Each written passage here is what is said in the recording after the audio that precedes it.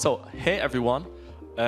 We are going from a topic that has a lot of attention, deepen, to a topic that had a lot of attention, which is identity in Web3.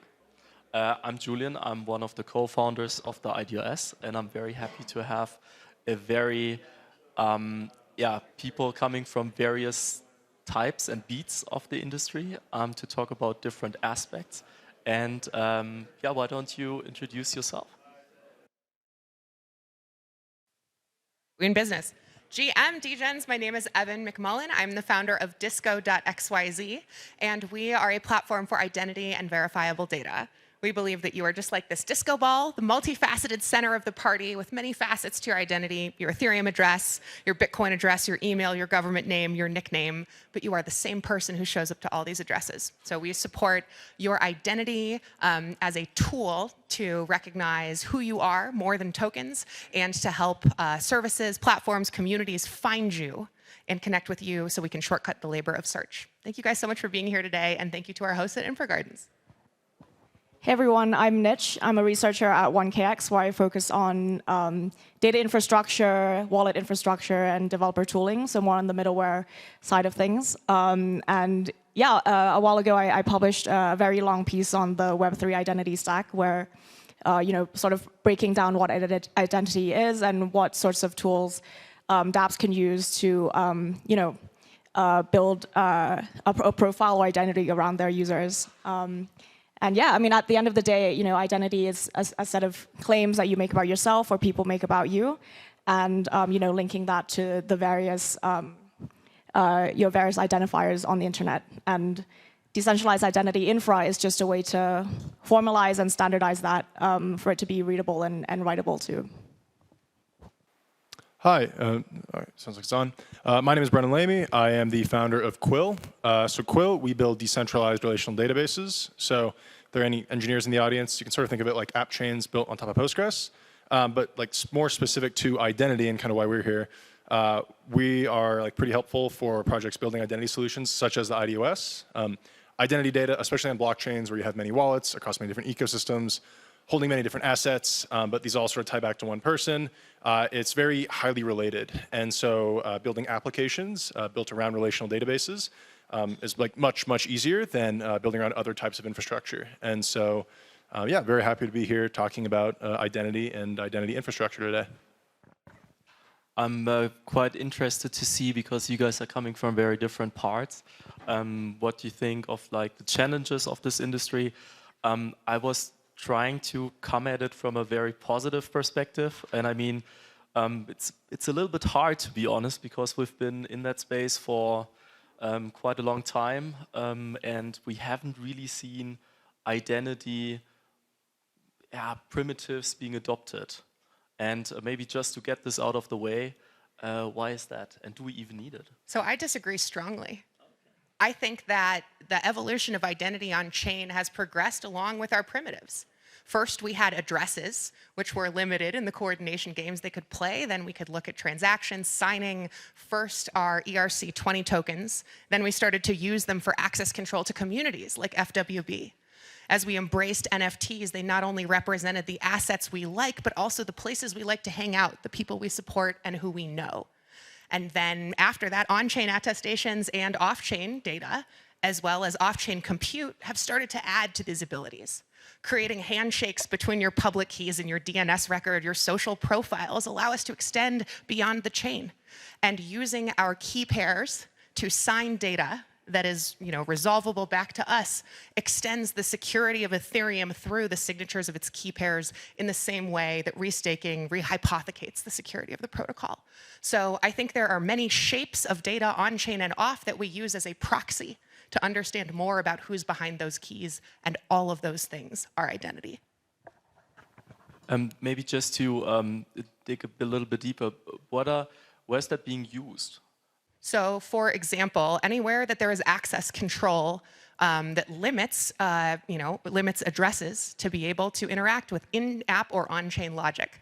So, for example, token-gated group chats, token-gated or identity data-gated Shopify stores being limited to enter a party based on the assets you have or whether you have an ERC 721 tattoo as a member of InkDAO.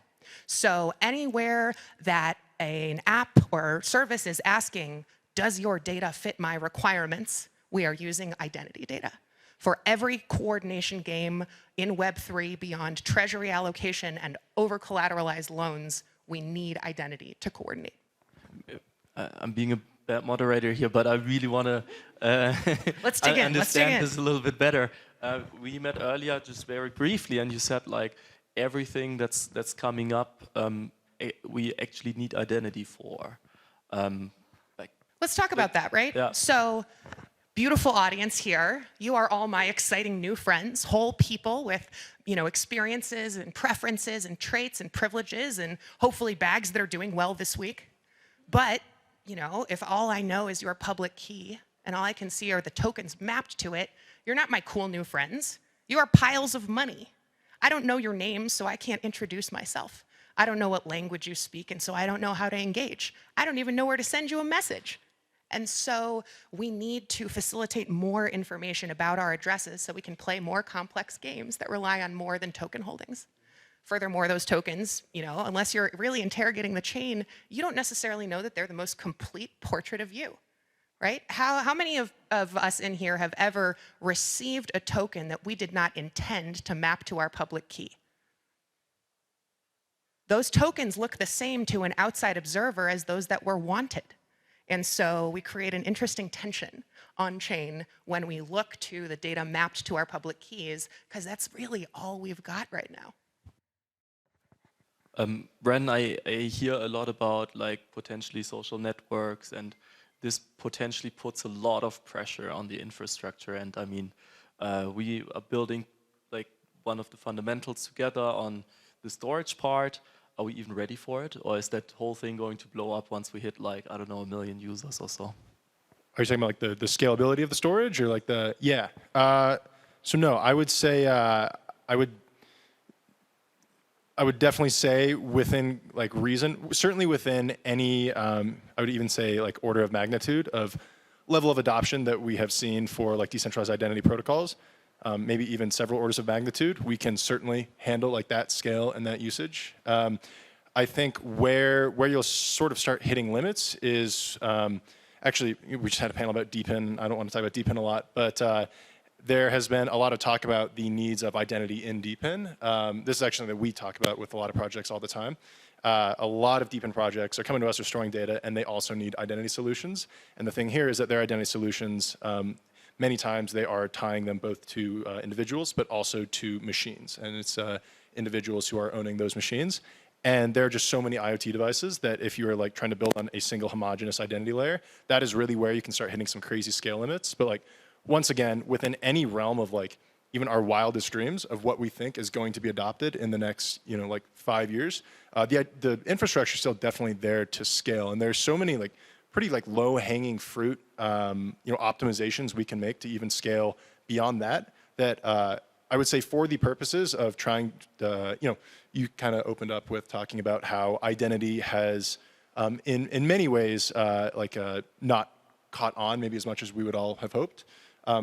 I think for the purposes of us trying to get identity to catch on and building identity solutions, the scale of infrastructure is certainly there, and it certainly should not be the limiting factor anytime in the near future. So Nish, you just heard the tech is ready. It's definitely needed.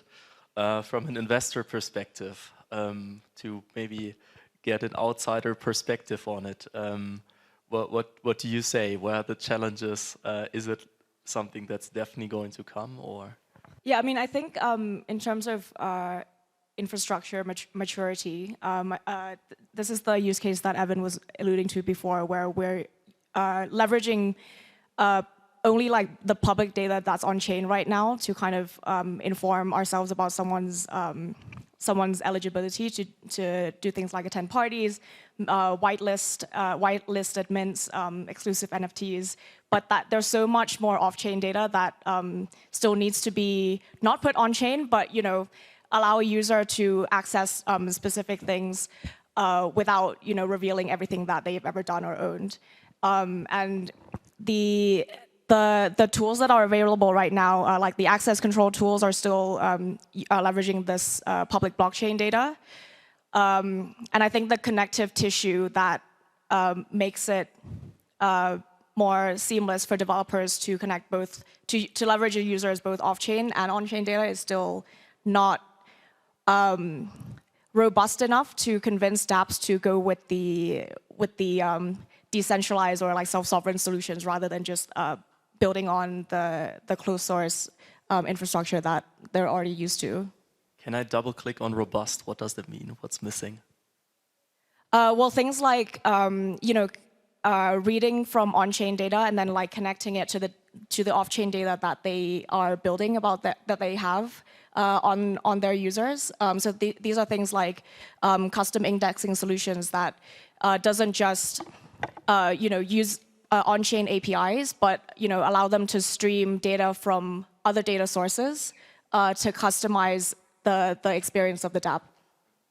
So like ERP processes, or what do you have in mind? Yeah, like data pipeline, data streaming, and transformation processes. Interesting. Okay. So identity very much from the technical data perspective, actually, right? Right. Yeah. Yeah. Cool. Okay. I'm curious. You've been at Consensus, right? When you got started with Yes, I used to work at Consensus identity? years ago. Yes. I see I've got a couple other Meshians in the house. Love my Consensitos. Thank you guys for coming. And you have actually also started with identity back then, and I mean, you are doing what you think is the most fruitful shot at identity. But if you kind of take Disco aside for a second, what approaches do you see out there that you find exciting, or what learnings have you made? Because I think that's some alpha that you got right there. Maybe you want to share a little bit of your opinion. Even before I started working full-time on-chain, I had a number of opportunities to work with centralized identity solutions. So before Consensus, I had a big leap of difference in my career. Was previously working at Berkshire Hathaway on insurance and reinsurance, which of course involves a lot of identity data, though centralized. Before that, I worked on connected hardware, things like autonomous vehicles or even connected toothbrushes, all of which was focused on centralized identity and entangling APIs between different enterprises so you could get discounts on your dental insurance or free brush heads. What I learned in working in centralized identity systems is that we cut the user out of the process and swap their data via API behind their back.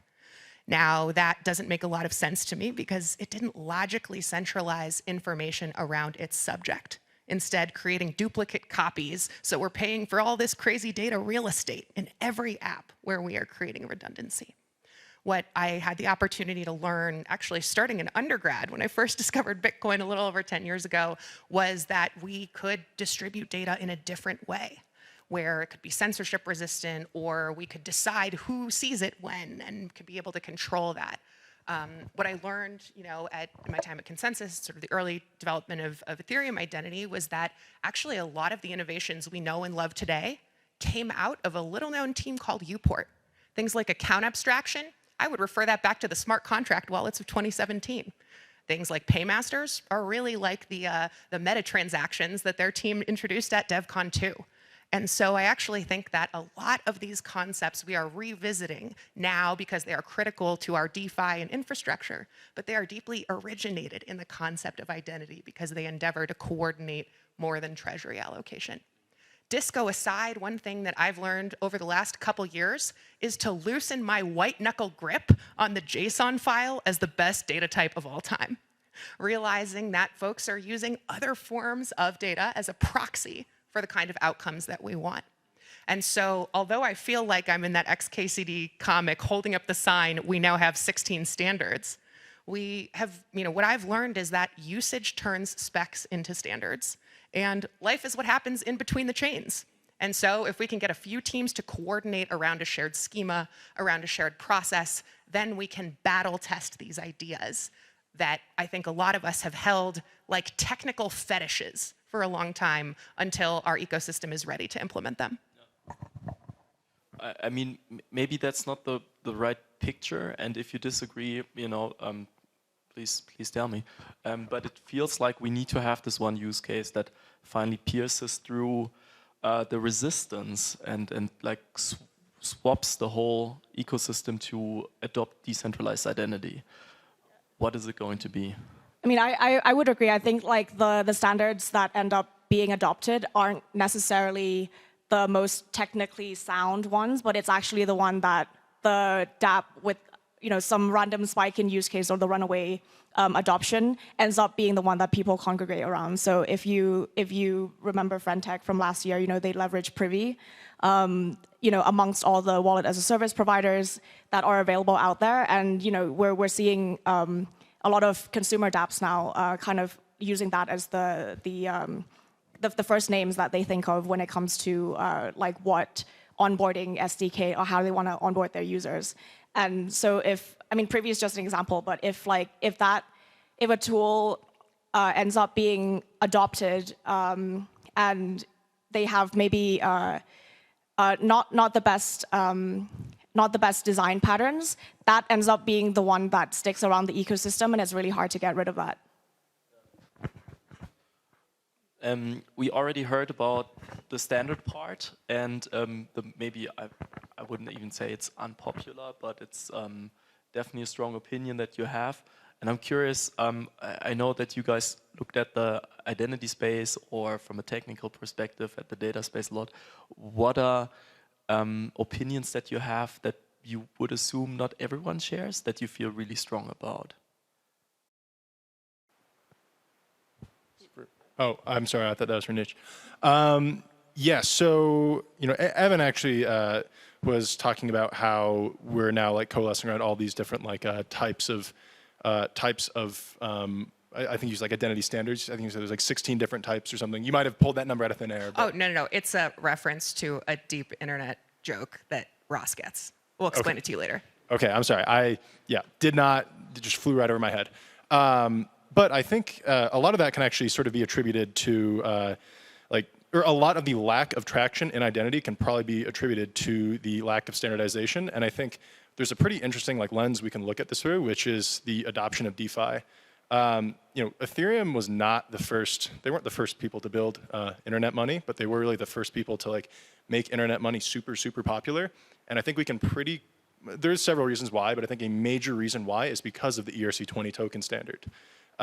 We sort of had all this tooling and all of these, this infrastructure sort of coalesce around this. And now, it is sort of like the default for making your own money on the internet. And that has sort of led to the DeFi boom. And honestly, I think the DeFi boom on Ethereum is the only level of traction in Web3 that has been overwhelmingly substantial. I think a lot of other projects have really just been grasping at it. And I think, identity's been around for a very long time. I'm sure there are other reasons why, but I think a huge reason why this has failed to be adopted is probably a lack of standards. And I do know that there are standards regarding verifiable credentials, and there's the W3C standard. But we actually talk to a lot of apps. I feel like I talk to different applications every week, and they say, oh, we have a need, often for KYC data, but we have some need where we need to identify our user. And they've tried plugging into several different services, but there really is no coherent landscape and no coherent, there's no documentation, there's no, they don't know identity like you guys do, and there is no standard, there is no ERC20 for identity that they can point to and say, oh, I'm just gonna build my app on that because everybody else is. It's kind of all been sharded across all these different ecosystems. I know that's something that we work with you guys a lot on with the idOS. We're sort of helping them try to identify what is the best standard to build data around, because that composability has really led to, in the case of DeFi, has led to the breakthrough, the killer use case that we've really seen take over Web3. And I'm sure there are other things holding us back in identity, but I don't think we'll get there without that. I think just to go back to the token standards parallel here, the standards that the token standards that ended up being most adopted were developed in tandem with a use case. So the 721, for example, was spearheaded by the CryptoKitties team, which kind of opened our eyes to the world of NFTs for the first time, and that people congregated around that. I think ERC 1155, the semi-fungible token standard, was developed by the Engine team, Engine Coin. They were like a gaming project that got a lot of attention. I don't know if they're around anymore, but like 1155 still stuck around. So yeah, I think maybe in identity there hasn't been, like, it's like multiple use cases trying to develop a standard, but none of that has gained runaway traction yet. I don't think that we are necessarily failing in the same way that that we would assume that there just aren't the right standards or there aren't the right sets of information. I think we have a fundamental disagreement in incentives with how Web 2 identity standards exist and the fact that we all need to sell block space to have jobs here. Block space is now commoditized, and so there is also a need for L2s to compete against one another over more than simply color, right? And so we are seeing on-chain data used as a business moat to attract developers, lower switching costs for early users, and create a more easy and accessible topography for builders. We see this in the OP attestation station, in the Linea Verex registry, and others. However, I believe that we have an opportunity to more deeply engage the Web 2 data that Nitch was talking about by simply getting in the room with the people who produce it. This week, there were folks here represented from the W3C and the Decentralized Identity Foundation, and they get ripped on a lot by our colleagues because they talk to Microsoft, they talk to Google. But the very same standards they created together are the ones that host our websites, that make our DeFi protocols accessible. And so I think there's actually a lot of tools that we are underutilizing because we don't care for the brand that they came from. It's interesting. So after scalability and interoperability, the next kind of scene where L1s and L2s are going to be fighting over is who has the most users potentially. From an adoption perspective, you were just bringing in corporates. Are they really going to bring adoption to Web3 and the identity systems that we're building? Or is it going to come from the killer use case that we don't know yet, like ICOs were for the ERC20 and also Ethereum to a degree? What is it going to be? I think we need stuff that does things. Right now, on-chain, all I can do is throw money at you, right? We cannot build a product, we cannot plan a party, we cannot coordinate the type of games that allow us to live our lives beyond our wallet interactions. And so in order to make this more accessible and meaningful, we need to see our jobs as what they are. We are not providing software or tokens, we sell dopamine and serotonin. And our infrastructure lacks the stability to offer serotonin-inducing experiences like Web 2 social. So we live off of the Twitter drama and the airdrops and the hacks. And that's what keeps us here during the bear and gives us the great vibes, but those vibes are not showing up on chain. And so until we can be more expressive, until we can coordinate those interesting things, the only way in our front door is DeFi. And unless you're going to onboard your grandmother to the Curve front end, bless you if you do, I think we as builders need to acknowledge the more traditional product design process and realize that on-chain products are two products. They are primarily a token, and then they're a product that propels the usage of that token in the same way that airlines are points companies that happen to provide travel to move those points around. But maybe because identity isn't about money necessarily, could that be a side effect that we have invested too little into identity because there might not be as much money to be made? Oh yeah, memes and speculation are the reason that people come here. No one is coming to the blockchain to explore decentralized identity except for a handful of us, thankfully, of course.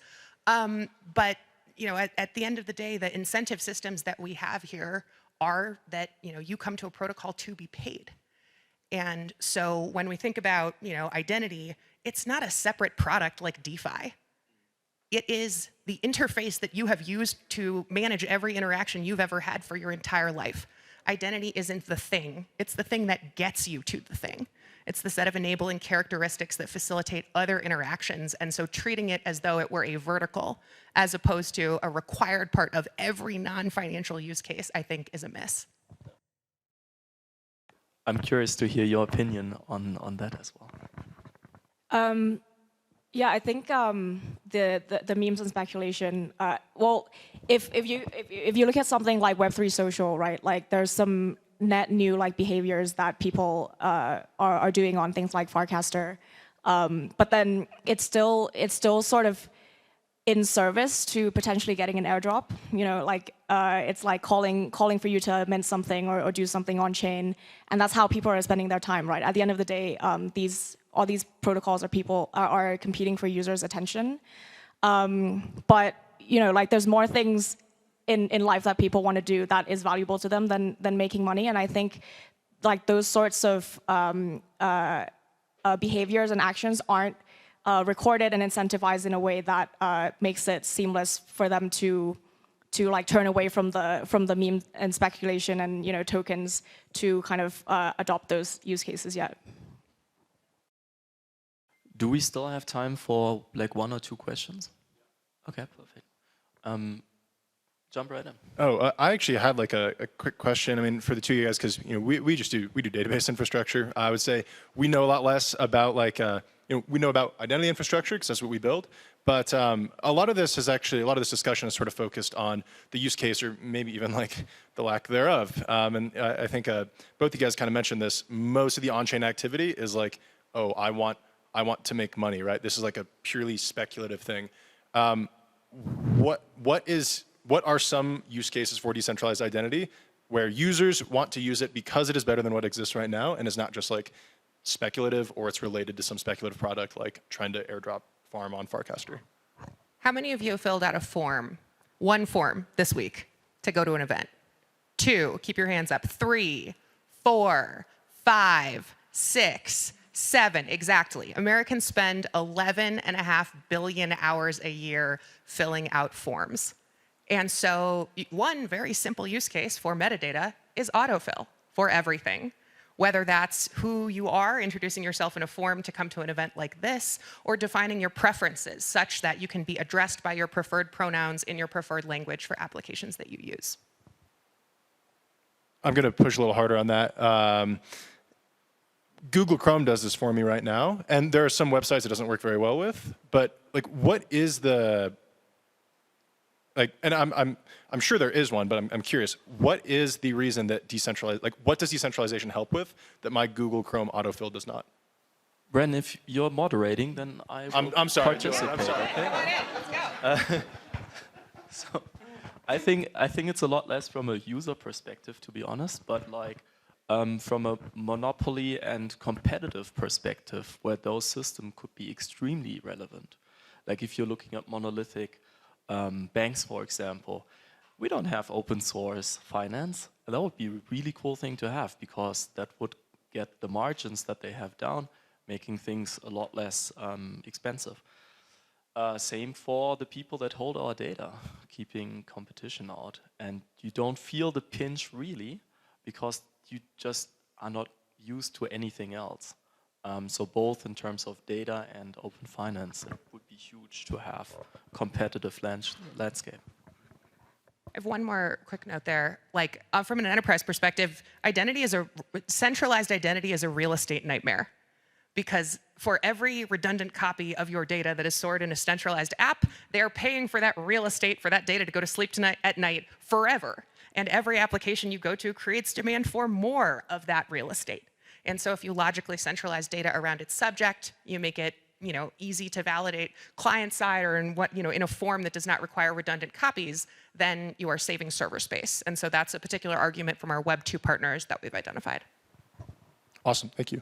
From a social perspective, and I think, I mean, again, this is sort of still leveraging like on-chain public data, but it's helped a lot of individuals like find their communities. And some people have created like a whole new persona on chain, right? And that that's a part of their identity as well. So I think like finding communities and even besides the speculation part, if I find a piece of artwork that I really like and mint that as an NFT, and without the hopes that this is going to moon, right? This is like some long tail niche, create a product. I can easily find other people who supports those artists, and so yeah, I think the things that we have in common is much more like seamless to find if we have that data stored in like not closed source sort of centralized databases, but have a way to access that in a privacy preserving way. 2 quick questions, no statements, 1 person answers. Go.